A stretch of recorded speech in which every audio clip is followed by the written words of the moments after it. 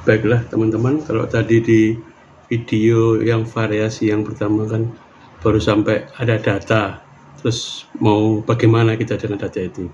Tapi tadi pendahuluannya kan sebaiknya kita mengevaluasi itu dengan data, sehingga begitu platformnya udah sama antara si pembicara yang menyampaikan pendapatnya dan nanti si penerima receiver dari message tadi itu juga menjadi bagian dari kita, karena memang justru kita mau menyampaikan kepada mereka supaya mereka tahu dan mereka bisa membantu kita untuk bisa manajemenin lapangan, manajemenin proses di pabrik, manajemenin proses pembuatan jasa supaya jadi lebih baik. Dan itulah tujuan kita, dan itulah pekerjaan pemimpin, dan itulah kompetensi seorang pemimpin yang bisa memahami bagaimana data itu bervariabel. Adanya hasil pekerjaan, adanya sebuah aktivitas yang dimana aktivitas itu akan menghasilkan uang misalnya, itu tentu akan ada data. Nah, data hasil dari proses, dari aktivitas, sehingga bagaimana proses itu, bagaimana aktivitas itu kira baik atau kurang, capable atau enggak capable, stable atau enggak, itu ya dari data tadi. Dan sebaiknya memang kita bicara penganalisis dengan data ya. Jadi bagaimana penyebarannya, apakah seperti ini, apakah skewed di sini, apakah skewed di sini, ya kan? Apakah ini lebih runcing atau ini lebih lebar lagi, bahkan variasi besar. Nah, itu seperti itu analisanya.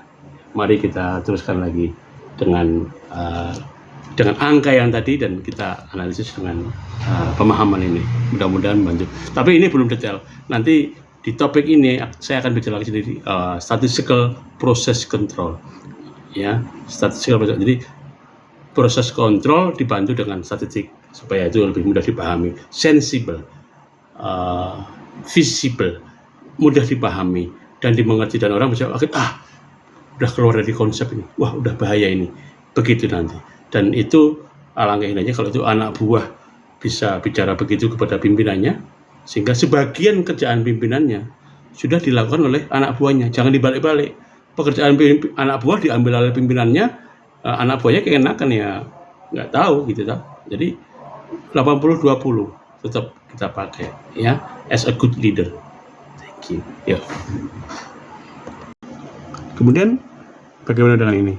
Di sini tetap 5 datanya, tapi sudah ada jumlah totalnya, kemudian ada rata-ratanya, mean arithmetic, mean average atau rata-rata, ya. Nah, nanti kalau nanti ada rata-rata, ada median, ada modus. Nanti beda-beda. Rata-rata adalah mewakili besarnya variasi dari mulai nilai terkecil sampai nilai teratas. Kemudian juga mewakili pengumpulan data ada di mana, data yang terbanyak ada di mana, dari mulai ukuran paling kecil sampai ukuran paling besar, datanya bajakan di mana, apakah mepet ke arah yang besar atau mepet di arah yang kecil atau memang rata-rata di tengah. Nah itu kalau min sudah mewakili rentang atau dari nilai minimum sampai maksimum, tetapi juga mewakili jumlah data, konteksnya mewakili data itu hasil ukur yang ini berapa jumlahnya, berapa yang terbanyak itu ada di mana, itu makanya ya. Jadi itu kalau min. Kalau median, kalau modus itu ya mode atau modus itu ya berapa angka yang paling besar tercapai, yang sering nongol itu angka berapa, itulah modus ya. Kalau kemudian median itu kalau data kita urutkan dari mulai yang paling kecil sampai yang paling besar, kemudian tepat dibagi 2. Ya, misalnya datanya 100 ya, titik tengahnya ya antara 50 dan 51. Nah, nilai 50 itu berapa, nilai 50 itu berapa, itu dibagi 2, itulah median. Tetapi mungkin nanti itu mewakili pembagian 2 kelompok data dari mulai terkecil sampai tengah dan tengah sampai terbesar. Tapi kalau modus itu berapa banyak yang data yang paling banyak itu ada di mana toh? Itu nanti akan bicara titik di mana gitu. Nanti kita bicara lagi mengenai ini ya, supaya lebih enak. Jadi kita pecah supaya ini ya. Coba sekarang ini dulu. Sudah agak enak kan, sudah ada min. Oh, rata-rata sekian. Jadi yang di luar rata-rata ada di mana? Yang di bawah ada, jadi ya kan? Jadi begini toh. Kalau udah kita rata-rata kan yang ada di rata-rata adalah ini rata-ratanya.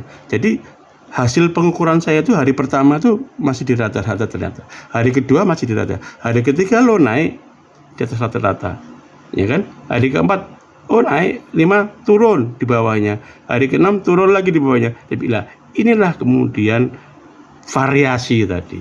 Dari hari ke hari kita tahu. Hari pertama kenapa kita. Nah, misalnya di sini kita perintahkan di sini berjalan. Sedangkan aku di sini lagi harus rapat keluar dipanggil bupati. Misalnya bupati selama 4 hari misalnya.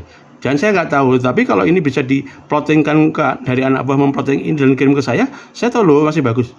Nah, tinggal ini sekarang ini bagus atau enggak? Nanti dulu ya, kita lihat. Jadi jangan sok tahu gitu kan. Nanti bagaimana data ini bicara, nanti kita akan bicara statistik nanti ya. Nanti ada statistik tapi ada juga spesifikasi dari produk. Oh, minimal sekian, nggak boleh PU ngomong minimal sekian ya. Kalau ngomong PU tadi ya ini minimal. Ini parah semua gitu. Ya, tinggal actionnya apa? Ya, dari masalah yang ada dan dari data yang masalah yang ada, capaian yang ingin dicapai. Ya, data yang ada seperti ini. Gitu. Nanti kita action. Oh, ini di luar.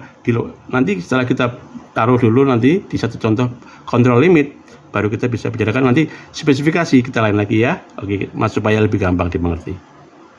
Baik, inilah yang tadi. Sekarang kalau udah ada ini adalah min rata-rata. Dari perhitungan statistik di dalam konsep ini adalah X bar control chart ya. Nanti kalau X bar itu ada X dan P ya. Kalau X dan P itu gini. Kalau untuk X bar, ini angka hasil pengukuran. Itu dari hasil pengukuran. Datanya adalah data analog.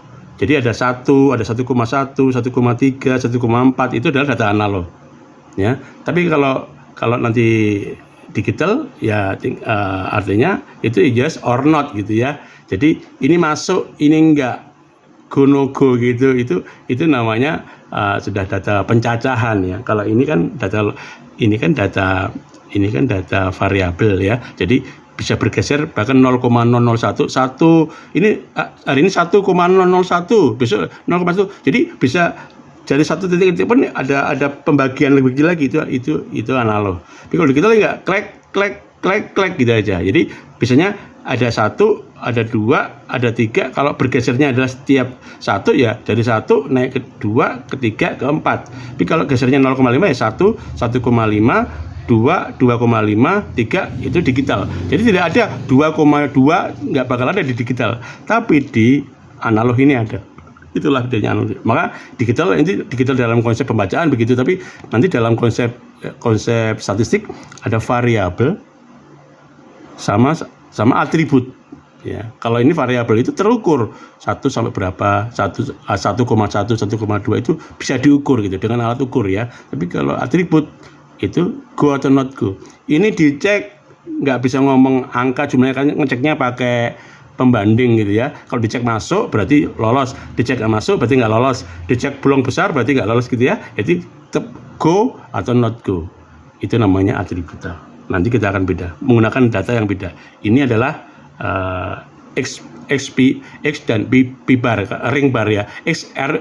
X bar sama ring bar ya, karena dia ngomong variasi. Tapi nanti kalau ngomong yang percentage yang masuk 10, yang nggak masuk 2, yang masuk 20, yang nggak masuk 1, berarti nanti kita ngomong presentasi. Baru dari presentasi tiap hari kita bisa tahu proses saya aman atau tidak. Ya, begitu. Jadi tadi saya lupa belum ngomong mengenai inilah misalnya ini misalnya anggaplah ini ya, upper control limit dan lower control limit adalah dari hasil perhitungan. Data ini dihitung secara statistik nanti akan masuk ke dalam konsep. Ketemu minnya, rata-ratanya, terus nanti kita akan tahu batas atasnya mana di sini. Batas bawahnya mana nih? Misalnya ini adalah dari hasil penghitungan. Kalau melihat data begini ya nggak usah lebih. Walaupun ini ada bervariasi begini biasa saja. Karena secara prinsip statistik ini masih oke. Nggak apa-apa ini. Nah, kecuali nanti PU bilang minimal 150 gitu kan. Ya ini nggak masuk. Ya tinggal kita atasi bagaimana caranya. Dengan ya itu teknis nanti toh. Tapi begitu ini yang ini masuk sekali. Padahal kalau misalnya seandainya ini di luar sana, ya buat orang ini senang-senang aja minimal 150 kok. di luar sini, di luar upper control ini nggak apa-apa. Nah itulah nanti pemahaman. Jadi tidak lebaynya di situ. Kita bisa tahu porsinya di mana, gitu ya. Kalau menurut data statistik, misalnya ini kontrol limitnya, ini oke, nggak usah bingung. Secara bertanggung jawab masih masuk. Dataku ada sekian, yang masuk sekian. Secara asli dihitung ini udah upper ini masih under control. Nah, data yang common cause tadi itu masih under control. Ini under control namanya, karena dia masih di dalam batas lower limit dan upper limit.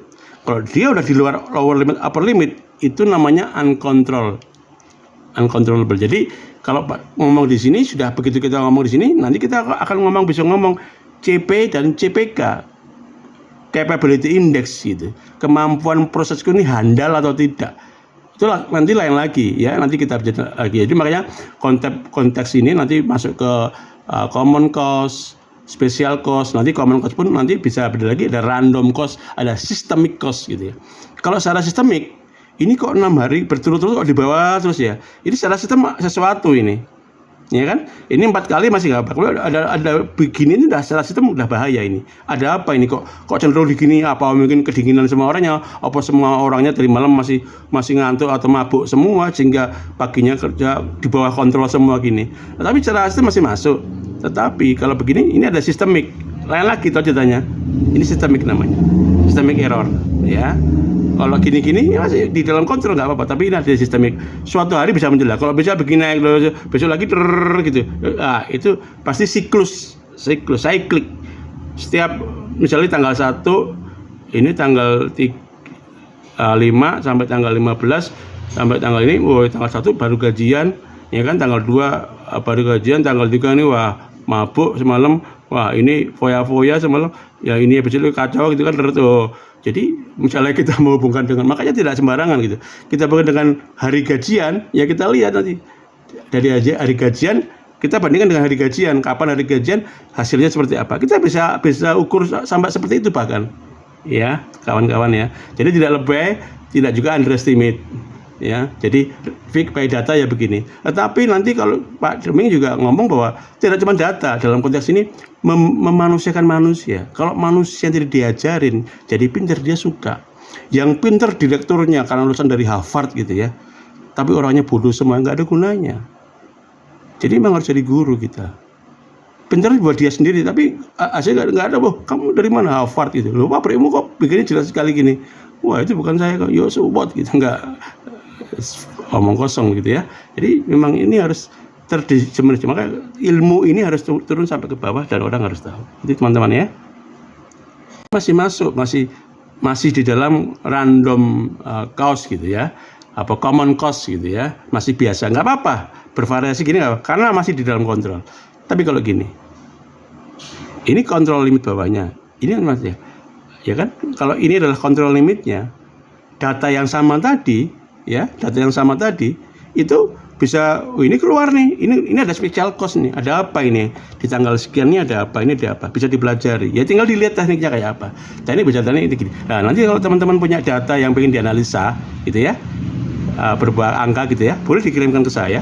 Nanti dari case itu aku akan samarkan namanya, kita teliti, kita coba kita argumentasikan seperti apa, sampai saya juga belajar gitu ya.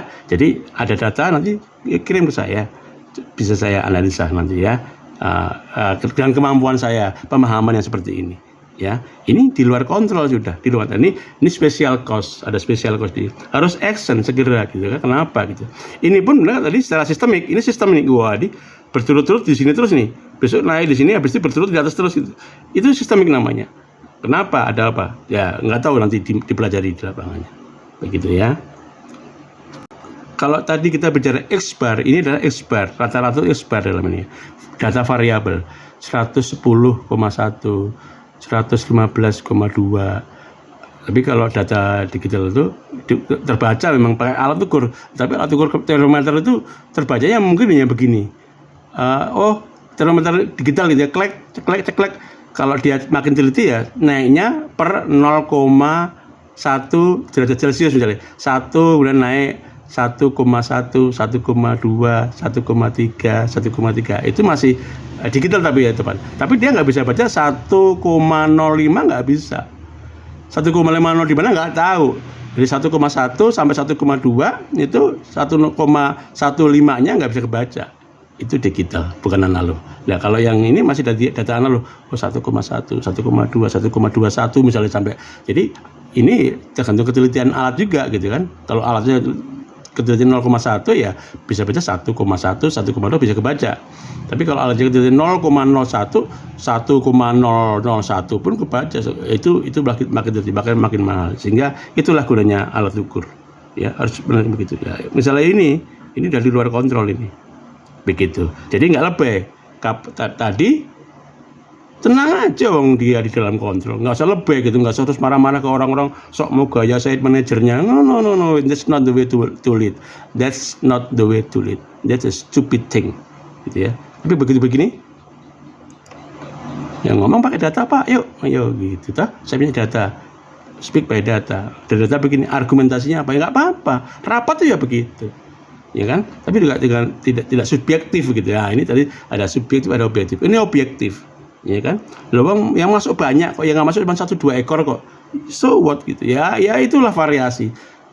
Kita mau ngalahin Tuhan, itulah variasi. Sedangkan Tuhan memunculkan variasi itu diciptakan oleh Tuhan, gitu ya. Ini di luar kontrol. Nah, kalau tadi bicara X-bar, sekarang kita bicara ring. Ring itu rentang. Dataku paling kecil itu berapa? Dataku paling kecil adalah dari data yang tadi ini kita lihat ya, yang tadi kan angkanya begini, angkanya kan begini. Hari pertama aku sekian, rata-rataku sekian, ya kan. Ringku dari mulai paling kecil sampai yang paling besar itu berentang 1. Yang hari kedua berentang 1. Hari ketiga dari minimal ke maksimal tuh hanya beda 1. Ini ya hari kesekian, ini hari ke-8 dari yang paling kecil ke besar bedanya 3. Jadi pada saat ini larinya kecil-kecil, bedanya kecil, tapi di sini beda banget itu. Ini kecil lagi, ini beda banget ini. Lah, itu nampak di situ tadi. Ya, itu ring, rentang ya. Tadi ini X-bar ya, rata-rata ya. Nah, ini rentang.